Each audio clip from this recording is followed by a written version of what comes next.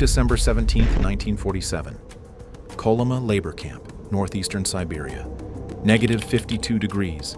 3,000 female prisoners stand in formation for morning roll call. The guards count every head, every body, every breath. One mistake means execution. But one woman in the third row is carrying something the guards cannot see. Hidden beneath her striped prison coat, pressed against her ribs, a baby holds its breath. The Soviet Gulag kept records on everything. Prisoner numbers, labor quotas, execution counts, death rates. But in 1947, one woman escaped Kolyma with something the records could not account for. She walked out of the deadliest camp system in history carrying a baby hidden in her coat. The guards counted every prisoner. They counted wrong. If the baby exhales too loud, the count resets. If the count resets, they both die. Will they manage to reach safely a safe zone? And what will happen when the guards notice they have escaped? Kolyma was not just a prison. It was a machine designed to eliminate uncertainty. The camp complex sprawled across northeastern Siberia, a frozen archipelago of labor and death where the temperature dropped low enough to freeze lung tissue in a single breath. More lethal than Auschwitz by some metrics, Kolyma operated on a simple arithmetic. Input prisoners, extract labor, output corpses. The system tolerated no ambiguity. Every morning, every evening, and often at random intervals throughout the day, the guards assembled the prisoners for roll call. They counted every head. They counted every body. They counted every breath visible in the freezing air. A discrepancy of one prisoner triggered a lockdown. The gates sealed. The searchlights swept the yard. The dogs were released.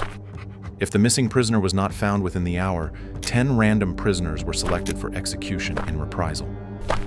The math of escape was always the math of mass murder. The guards did not just count people. They counted objects. Bowls, spoons, blankets, boots. Everything issued by the camp had to be returned. A missing spoon meant a reduced ration. A missing boot meant a beating. The system obsessed over inventory because inventory represented control. To lose track of a single item was to admit a weakness in the machinery of domination. The guards walked the lines with clipboards and pencils, their boots crunching on the frozen mud. They wore heavy wool coats and fur hats. The prisoners wore striped cotton uniforms that offered no protection against the cold. They stood in formation for hours while the count proceeded.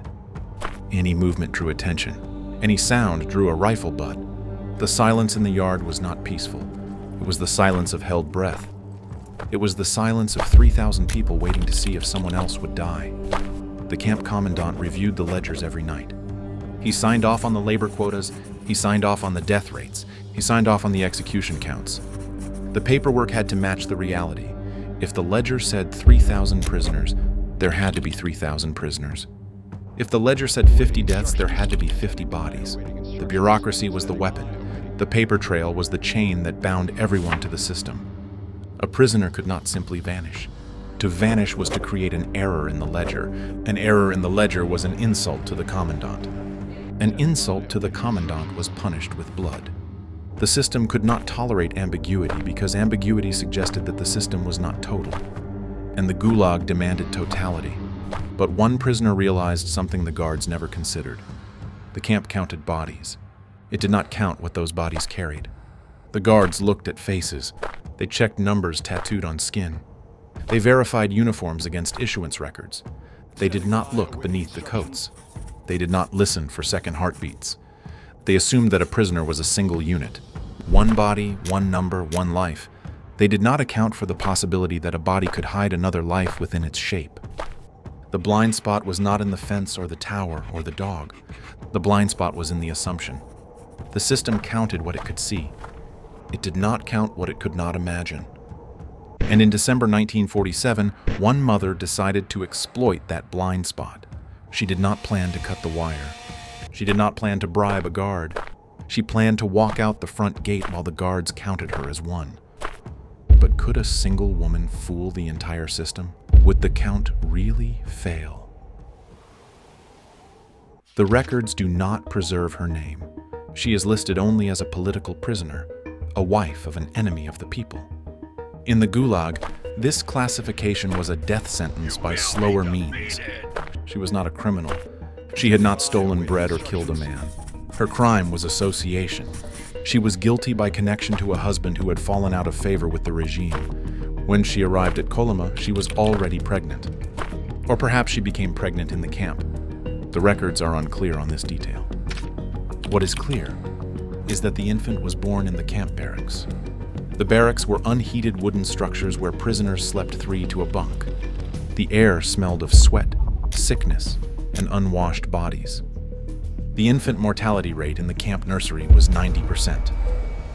To be born in Kolyma was to be marked for death. She faced an impossible choice. Staying meant the child died in the nursery. The nurses were prisoners themselves, starving and exhausted. They could not care for their own children, let alone the infants of others. The formula was watered-down milk that offered no nutrition. The heat was non-existent. The cold seeped into the cribs and stopped small hearts. Escape meant both might die. The wilderness outside the camp was 80 miles of frozen nothingness. No food, no map, no winter gear. But at least they would die together. At least she could hold the child while the end came. This calculation was not made in a moment of passion. It was made over weeks of cold observation. She watched the guards. She watched the routines. She watched the roll call. She realized that the system's strength was also its weakness. The system relied on the count. If the count matched, the gate opened. She began planning during the pregnancy. She stole extra fabric from the laundry detail. She hid it beneath her mattress. She learned which guard looked away at which time. She identified the weakest point in the perimeter. She saved bread from her own ration to feed the infant after birth. This was not charity. This was investment. Every calorie she gave the child was a calorie she denied herself. She grew thinner, her cheeks hollowed. Her ribs pressed against the striped uniform, but the infant survived. For 3 weeks, she hid the cries in the camp barracks. She muffled the sounds with blankets. She fed the child small amounts to prevent hunger screams. She stole food meant for her survival. She traded cigarettes with other prisoners for extra sugar. She built a reserve of energy for the trek she knew was coming. The infant was born in the camp barracks. For 3 weeks, she hid the cries. For 3 weeks, she stole food meant for her survival. Then, on December 17th, she walked to roll call with the baby hidden in her coat. But the roll call was not the escape. It was the first test. She had to pass the count before she could reach the gate. She had to pass the gate before she could reach the work detail. She had to reach the work detail before she could reach the wilderness. Each step was a checkpoint. Each checkpoint was a potential death. She wrapped the infant in the stolen fabric. She pressed the child against her ribs. She used her own body heat to keep the infant warm. The coat bulged slightly. She adjusted the folds to hide the shape. She practiced walking without changing her gait. She practiced breathing without showing strain. She became a single unit. One body, one number, one life. But beneath the surface, there were two. How long could she hide the second heartbeat? When would the system notice? Before the roll call escape, she had to identify the exit point. The camp perimeter was surrounded by watchtowers and electrified fences. The main gate was the only viable exit. But the main gate was guarded by sentries with rifles and dogs. She could not simply walk out. She needed a reason to leave the compound. The work details provided that reason. Every morning after roll call, groups of prisoners were marched out to cut timber or dig mines. These details passed through the main gate. They were counted out. They were counted back in. If a prisoner did not return, the alarm sounded. But if a prisoner left with the detail and did not return from the wilderness, the search might be delayed. The wilderness was vast. The snow-covered tracks, the cold, erased scent. She used the work details to scout. She was assigned to cut timber outside the camp perimeter. The guards were fewer. The attention was divided. The prisoners spread out across the work site. She memorized the guard rotation schedules. She noted which guard smoked at which interval. She identified which guard looked at the prisoners and which guard looked at the horizon. She tested the coat bulge visibility from different angles. She asked other prisoners to look at her from a distance. Was the shape noticeable? Did the coat hang wrong? Did the movement seem unnatural? She adjusted the wrapping. She shifted the infant's position. She learned that the bulge was visible from the tower but not from ground level. The guards on the ground looked at faces. The guards in the towers looked for movement. She had to avoid both. This was not improvisation. This was reconnaissance over multiple weeks. She did not rush. She did not take unnecessary risks. She gathered data. She learned that the patrol vehicle route created visual cover at specific times. The truck passed every 20 minutes. During the passing, the guards watched the vehicle. During the passing, the prisoners could move with less scrutiny. She learned that the cold made the guards impatient. They wanted to get back inside. They wanted the count to finish. They wanted the gate to close. She could use their impatience against them. If she moved quickly, if she matched the rhythm of the detail, if she did not draw attention, she could pass. She knew the guard schedule. She knew the patrol route. She knew the coat bulge was visible from the tower, but not from ground level. But none of this mattered if she could not pass the roll call first. A whistle blows. Second count. Surprise inspection. The prisoners freeze. She adjusts the infant's position. The coat bulges. She smooths the fabric. The roll call was the bottleneck. It was the place where the system was most vigilant. It was the place where the count was most precise. She had to deceive the system at its strongest point. She had to hide a living heartbeat during a death count. She had to control the infant's breathing. She had to suppress the cry reflex. She had to become invisible in plain sight. And the roll call was tomorrow. The preparation was complete. The reconnaissance was finished. The plan was set. Now she had to execute. Could she control the infant's breathing? Would the silence hold? Detailed reconstruction of the roll call buildup begins with the assembly. Guards gather in the yard. They wear heavy coats and fur hats. They carry clipboards and pencils. They look bored. They have done this 1,000 times. The prisoners form ranks. They stand in rows of 10. They keep their heads down. They keep their hands visible. They keep their feet together. Any deviation is corrected with a shout or a blow. She positions herself in the third row. This is not random. The front row is inspected closely. The guards look at faces. They check numbers. The back row is visible from the towers. The guards watch for movement. The third row is the blind spot. It is far enough from the front to avoid close inspection. It is close enough to the edge for later escape. It is the perfect position. But it offers no cover for the coat bulge. She must rely on the folds of the fabric. The infant is pressed against her ribs. It is wrapped in stolen fabric. It is warm from her body heat. She controls the baby's breathing by holding it close. She has learned that pressure on the infant's chest reduces the cry reflex. She has stolen a small piece of bread to keep the infant's mouth occupied. If the child sucks, it does not cry. If the child is warm, it does not squirm. If the child is held tight, it does not move. She stands still. She does not shift her weight. She does not adjust her coat. She does not look at the guards. She looks at the back of the prisoner in front of her. She matches her breathing to the rhythm of the count. The guards are counting aloud. 1, 2, 3. The numbers drift across the yard. They are cold and mechanical. They do not care about the people they count. They care about the total. The count reaches row 1. The guard captain walks down the line. He ticks off numbers on his clipboard. He does not look up. He does not make eye contact. He is doing a job. The count reaches row 2. One more row until hers. The guard captain adjusts his gloves. He is cold. He wants to finish. He wants to go inside. He walks toward her row. His boots crunch on the frozen mud. The sound is loud in the silence. She controls her breathing. She does not exhale too loudly. She does not let her chest expand too much. She keeps her body still. The infant has not cried for 20 minutes, but silence in a freezing camp is not natural. Silence suggests tension. Silence suggests fear. Silence suggests something hidden, and the guard was looking for anomalies. He was not looking for mothers. He was looking for errors. The wind picks up. It blows snow across the yard. It stings the faces of the prisoners. It stings the faces of the guards.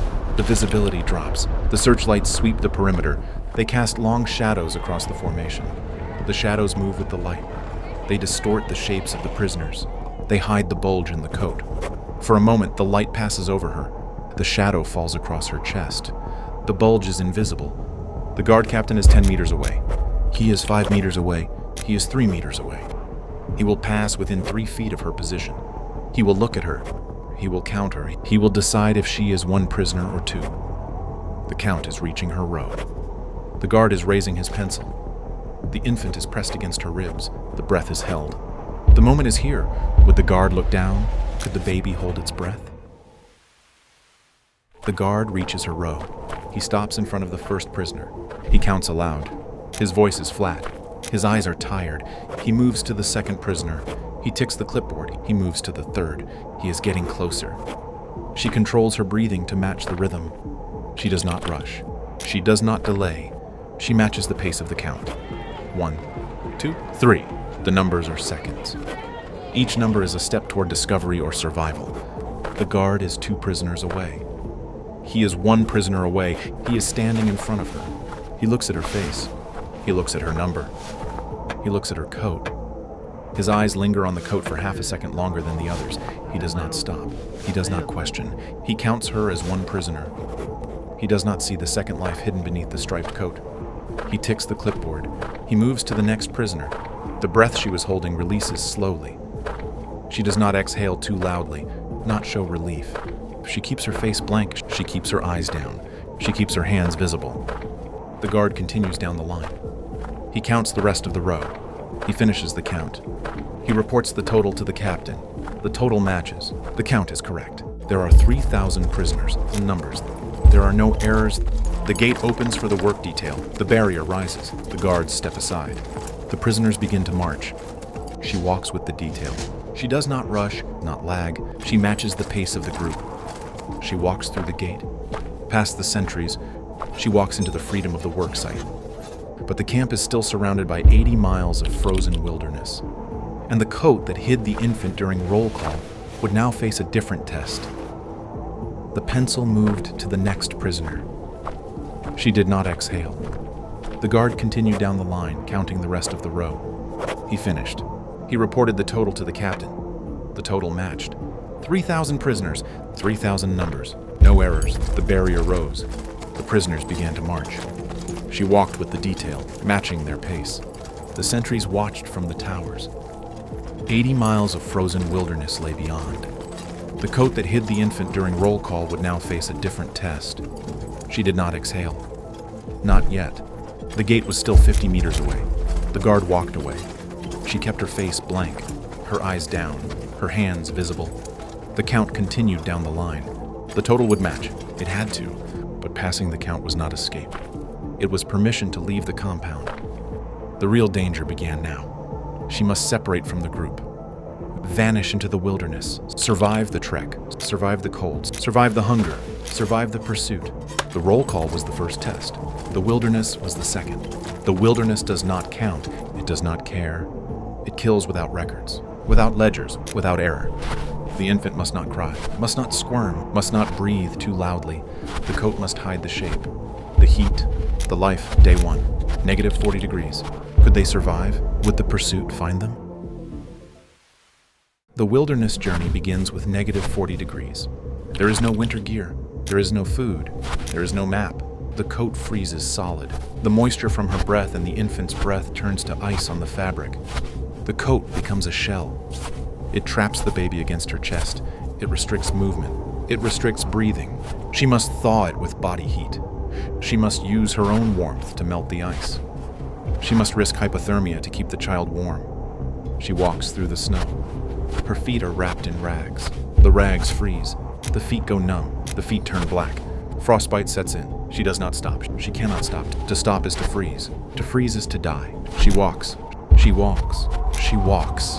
The infant coughs, a wet, tearing sound that carries across frozen air. The cold air irritates the lungs. The infection spreads. The cough is dangerous. The cough reveals their position. The cough brings the guards. She scoops snow, presses it to the child's lips. The cold numbs the throat. The cough stops. Her own hands shake as she watches the infant's lips turn blue. One danger traded for another. It lowers the body temperature. It risks freezing the infant from the inside. But it stops the cough. It stops the sound. It stops the discovery. She holds her breath until the child's chest rises again. Night 1. The fever breaks. She presses the child to her chest, feeling the small body burn against her own freezing skin. The infant's breath comes in shallow gasps. She tears a strip from her own undershirt. soaks it in melted snow, presses it to the child's forehead. The cold fights the fever. One wins. Night 3, frostbite claims her toes. They turn black, hard as stone. She does not stop. To stop is to freeze. To freeze is to die. She walks. Night 5, headlights cut through the darkness. A patrol vehicle. She drops into a snowdrift, pulls the coat tight around the infant. The engine idles 30 meters away. A door opens. Boots crunch. A flashlight beam sweeps the trees. It passes over her hiding spot. It does not stop. The door closes. The vehicle moves on. She holds her breath until her lungs burn. Day 6. A village appears through the trees. Smoke rises from chimneys. The infant has not cried for 144 hours. The silence is absolute. The silence is the weight of survival. She reaches the village on the 6th day. Her feet are frostbitten. The coat is frozen solid. But the camp's records now showed one missing prisoner, and the manhunt was still active. The villagers see her, frostbitten, frozen, carrying a child that should not exist, and they do not betray her. They offer food without asking for names. They offer warmth without demanding answers. They know what the Gulag does. They know what the camps are. They know what escape means. They hide her. They wait for the manhunt to pass. The silence in the cottage is heavier than the snow outside. They wait. The guards search the wilderness. They search the trails. They search the trees. They do not search the village. The village is a blind spot. The system does not look there. The system looks for footprints. The system looks for tracks. The system does not look for humanity. At least 2 documented outcomes exist. One woman was captured after 6 days. Her sentence was reduced because the child's condition shocked the authorities. The guards saw the frostbitten feet, the frozen coat, the infant's blue lips, and looked away. They did not execute her. They reduced the sentence. They admitted the deception. They admitted the failure. One woman reached a remote village. Locals hid her. She eventually disappeared into the Soviet population. The records show escaped. They do not show found. The paperwork was stamped without ceremony. The guards did not meet her eyes. The system could not account for what her body carried. The counting machine failed. It failed because it created a blind spot it could not see. It failed because it counted bodies. It did not count what those bodies carried. Would the village hide them? Could the record stay blank? The patrol vehicle moved on. She held her breath until her lungs burned. Back at the camp, the records would show escaped. They would not show found. The camp counted every prisoner. They counted wrong. The guard captain's ledger showed an anomaly that could not be explained. One prisoner listed as escaped, no body recovered, no footprints leading to the wire. The commandant demanded an investigation. The guard who counted her row was reassigned to a mining outpost in Magadan. A demotion, a silent admission of failure. The system absorbed the error and moved on. But the record remained, a demotion, a silent admission of failure. The paperwork is adjusted. The line is stamped, not found. The system absorbs the error and moves on. But the record remains. One prisoner vanished. Not through the wire, not through the tower's blind spot, through the front gate, in plain sight, carrying something the ledger had no column for. The commandant's pen hovered over the ledger. One line remained blank. Not found. The counting machine could not detect an infant concealed against a mother's chest during roll call. The system obsessed with control created its own blind spot, and one woman exploited it. She did not overpower the guards. She did not cut the wire. She did not bribe the commandant. She hit a living heartbeat during a death count. She walked 80 miles without being heard. Her feet still bore the black scars of frostbite. She forced the system to either reduce her sentence or admit it was fooled. The line remained blank. Not found. The mother won. This was one of at least 3 documented cases of mothers escaping Kolyma with infants. If you want to see the other cases, the woman who walked 100 miles, the woman who bribed a guard with gold teeth, subscribe. Because the Gulag kept records on everything, except the things that mattered. The records show escaped. They do not show found. The camp counted every prisoner. They counted wrong. And somewhere in the Soviet population, a child who was never meant to exist grew up free. The snow on her face, not the ledger, the emotional image, not the analysis, the catharsis. The system was humiliated. The child was free. The counting machine failed. The mother won. The end. If you want to see what happens when prisoners inside a Nazi camp smuggle in a disassembled camera hidden inside sausages, secretly film their own escape operation, build a 270-foot tunnel using tools handed to them by their captors, and send 132 men crawling into the night before anyone even notices, click here.